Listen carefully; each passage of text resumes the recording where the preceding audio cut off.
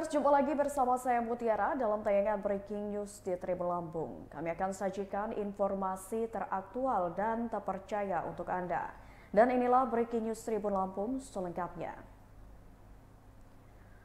Polda Lampung gelar ekspos kasus prostitusi yang dilakukan di kamar kos di Bandar Lampung pada Senin 1 April 2024. Dari amatan Tribun Lampung, sejumlah barang bukti dan tersangka telah dihadirkan.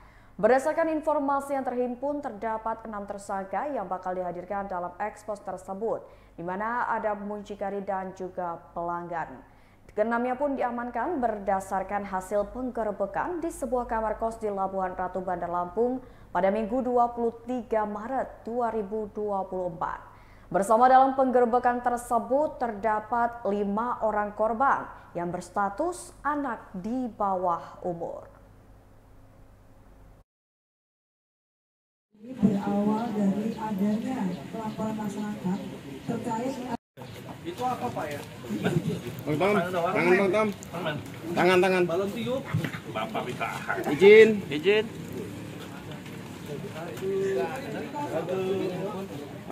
Belum pegang semua yuk. Ini yang bahaya. Polosan. Mana pelumasnya? Tonton. TPPO. Diputar speakernya. Prostitusi online. Informasi lebih lanjut mengenai pengungkapan kasus prostitusi yang terjadi di Bandar Lampung. Kita sudah terhubung dengan reporter Tribun Lampung, Vincencio Soma. Halo, selamat malam Soma. Ya, selamat malam rekan Mutiara. Ya, Soma bisa dijelaskan terkait dengan kronologi penangkapan dari tersangka kasus prostitusi yang terjadi di Bandar Lampung.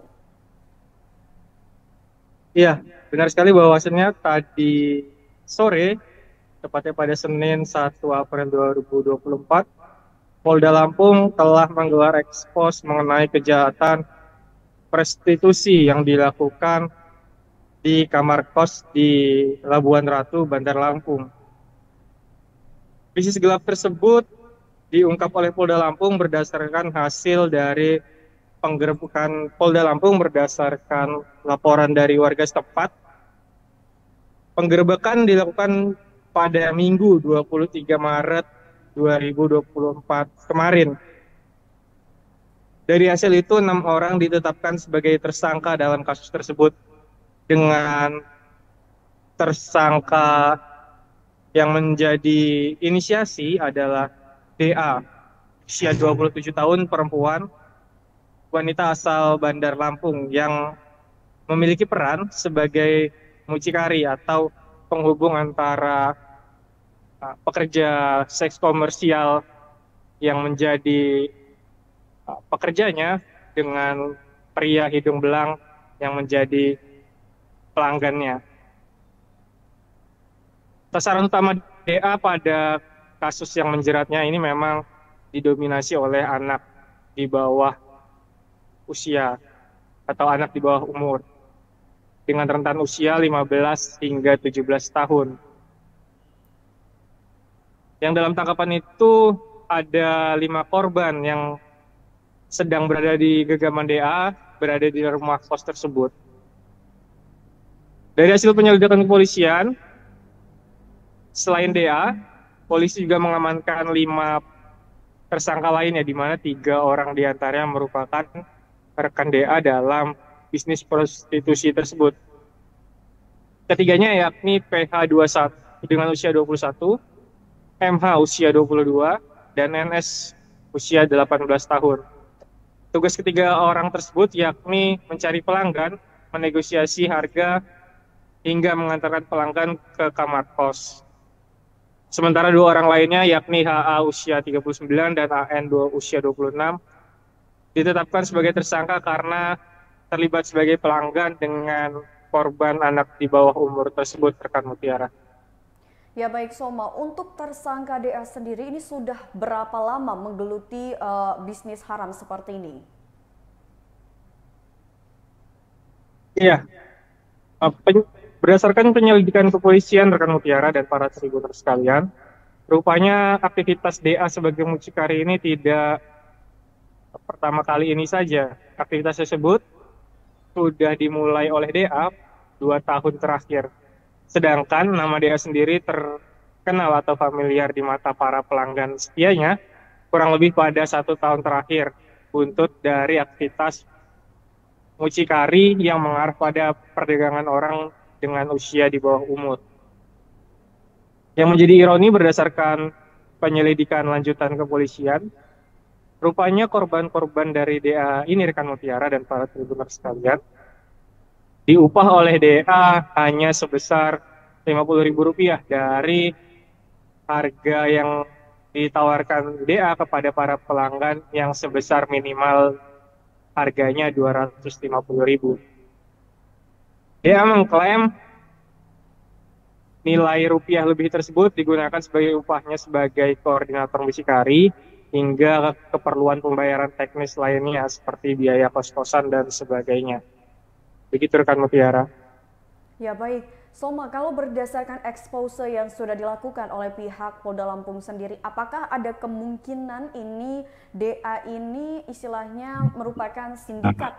Artinya ada kemungkinan tersangka baru yang akan muncul seiring dengan proses penyelidikan yang dilakukan oleh pihak Polda Lampung? Ya, saat ini Polda Lampung masih melakukan pendalaman atas expose yang digelar pada hari ini.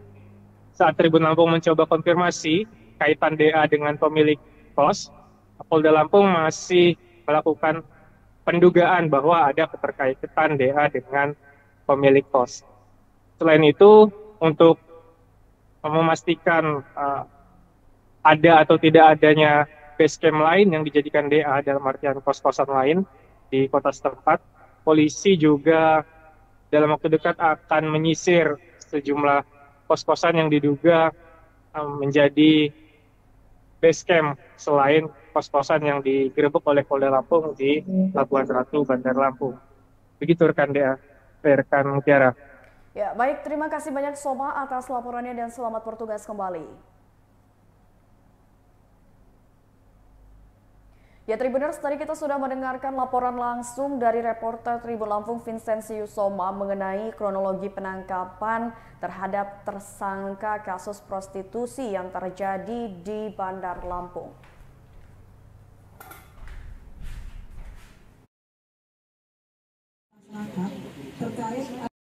Itu apa Pak ya? Tangan. Balon tiup. Bapak minta Izin.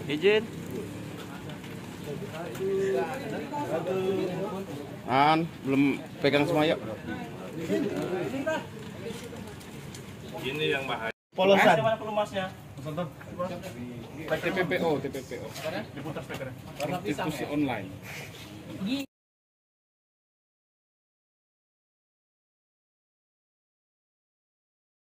Mendengarkan laporan langsung dari reporter Tribun Lampung mengenai expose yang sudah dilakukan oleh Polda Lampung pada sore tadi untuk mengungkap kasus prostitusi yang terjadi di Bandar Lampung. Saat ini sudah bergabung bersama kami melalui Zoom, yaitu pengamat hukum dari Universitas Bandar Lampung, Bang Zainuddin Hasan. Halo, selamat malam Bang Zainuddin.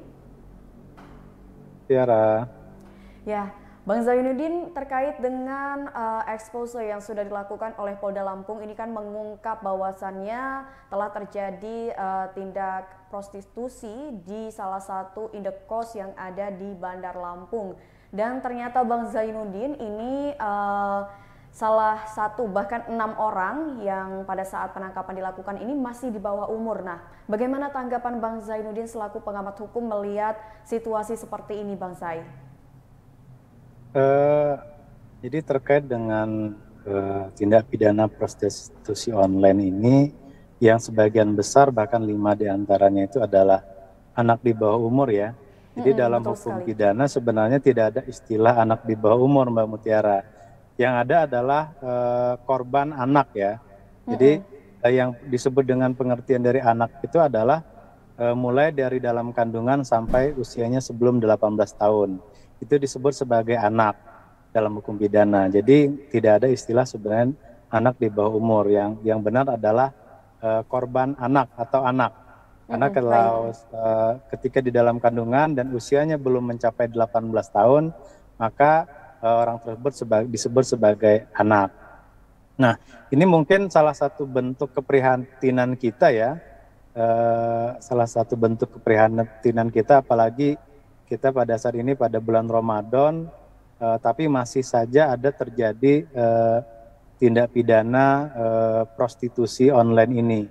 Nah, ini salah satu bentuk keprihatinan kita. Kemudian kita mengharapkan penyidik dalam hal ini Polda Lampung dapat segera menuntaskan tindak pidana ini sampai kepada akar-akarnya, sehingga tidak terulang kembali pelaku-pelaku atau korban-korban anak lainnya melakukan perbuatan-perbuatan yang serupa. Oke, Bang Zai, kalau boleh tahu dari sisi hukum nih Bang, biasanya kenapa sih Bang ini bisa terjadi, apalagi korbannya adalah tadi yang seperti dikatakan Bang Zainuddin masih anak, kategori anak gitu Bang. Apakah dikarenakan motif ekonomi kah atau untuk gaya hidup gitu Bang? Saya melihat ini masuk ke gaya hidup ya, karena apa yang dijanjikan oleh DA atau mucikarinya ini adalah iming-iming berupa barang-barang mewah ya, seperti iPhone, televisi, kendaraan.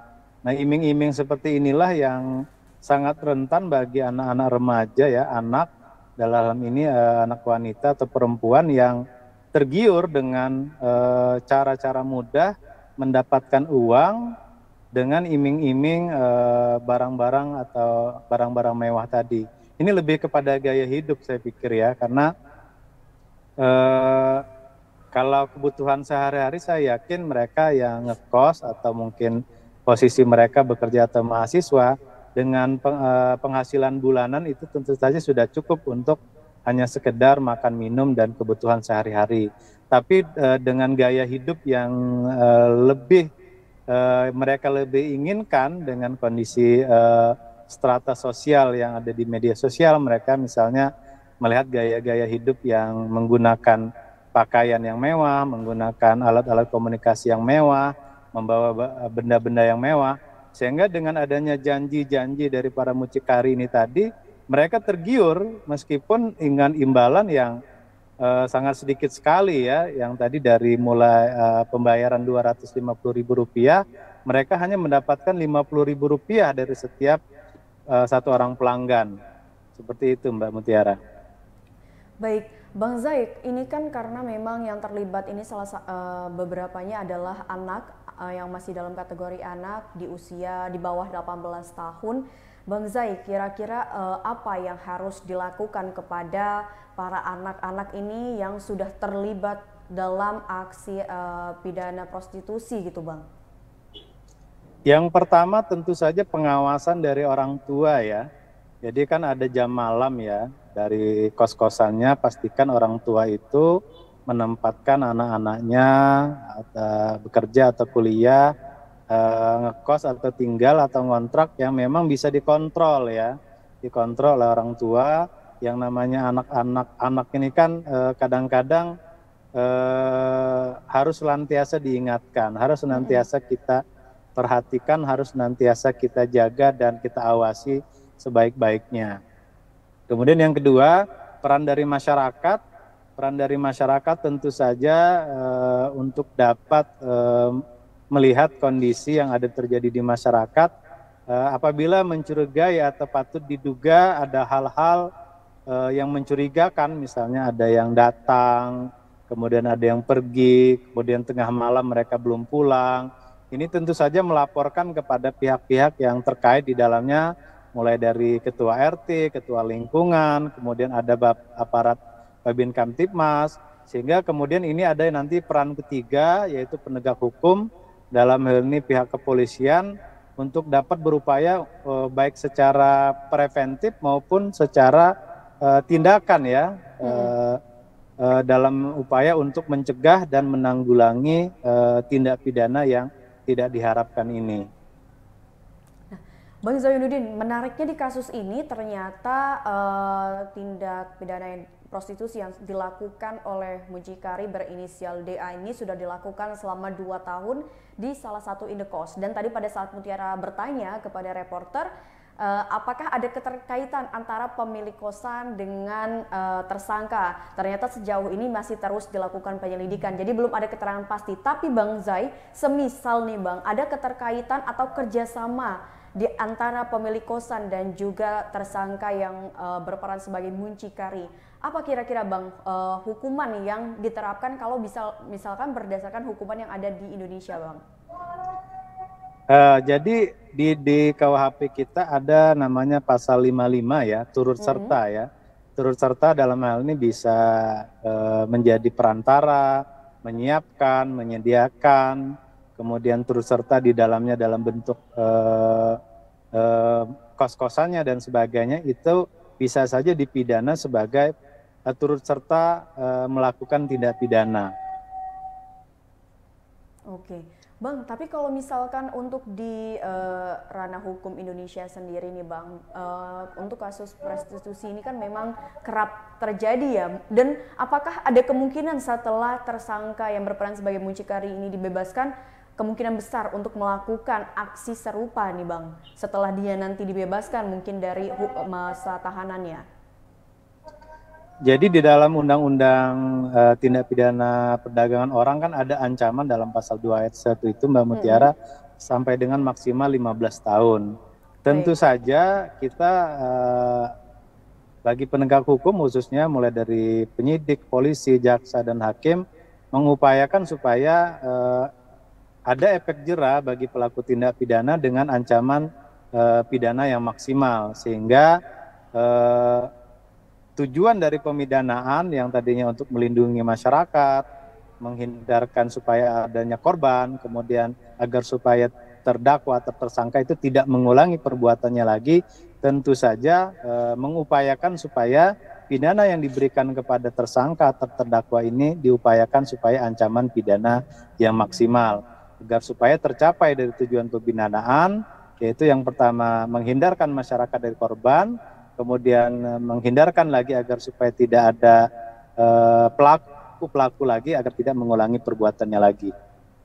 Oke, Bang, dari kasus ini ada tadi salah satu reporter juga menyebutkan bahwasannya ternyata si DA yang berperan sebagai muncikari ini kan menetapkan harga Rp250.000 kepada para pelanggannya. Namun ternyata anak-anak yang terlibat dalam kasus ini ternyata hanya diberi upah senilai Rp50.000 nih Bang. Terus kalau misalkan dari sudut pandang hukum, berarti kan ini bisa dikatakan anak ini menjadi korban dalam kasus ini.